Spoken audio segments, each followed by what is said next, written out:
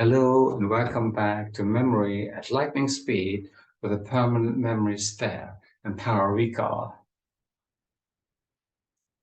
Memory Course 3, Episode 7, 26.E. Years ago, before 1985, we had better memories. I watched a TV show with Phil Donahue, how years ago people had better memories because we used to exercise our minds. We read more books. And what happens when you read a book? The author uses words to paint pictures for you. You begin to visualize things in your mind. And that process, like what you did with the lemon, stimulates the neurotransmitters in our brain. What we're going to do is a little exercise. This exercise is going to begin to open up, if you will, those memory receptors. It'll show just how quickly we can remember things when understanding one premise, that we think in pictures. Section 2. I told you about this technique. I talked about this technique called pegging. This technique, again, is a consciously applied memory technique. But more importantly, it's an exercise that begins to release the awesome power, the powerful recall ability you have.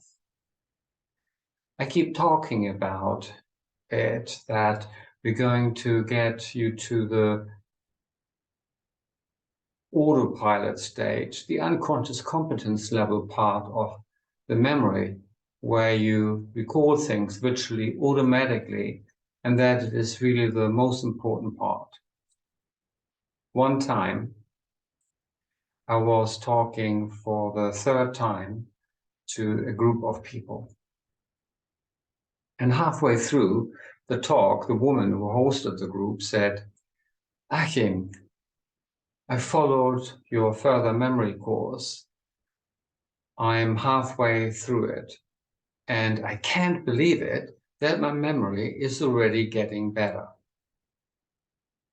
I said, "Jenny, tell me why." She goes, this morning, I was drinking a cup of coffee, reading my newspaper before my group in the staff room. And these two guys were talking about a guitar. One guy gives the other chap a phone number and he writes it down. She says, "Achim, I wasn't paying attention to what they were saying.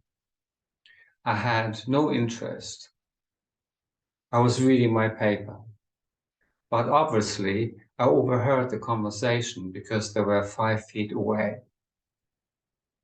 She said, "That afternoon, this dude lost the paper where he wrote the phone number down. And he was walking throughout the studio saying, 'Has anyone seen Jane? I need to get that phone number from this guitarist. He gave me his phone number this morning. I lost the paper.'" She says, "Achim, I turned around. Oh, I remembered the number and I rattled it off." She says, "Oh, and it dawned on me, I remember the number." She says, "Achim, I wasn't even trying to remember the number.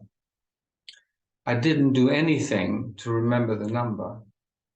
I paid no attention to what they were talking about, but I remembered the number."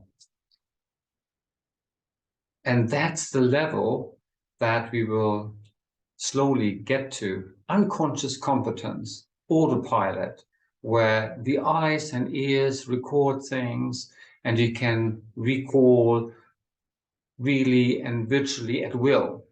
But now let's go to the conscious applied technique, and the exercise of doing it actually helps us to get closer to the level we really want to be at. Thank you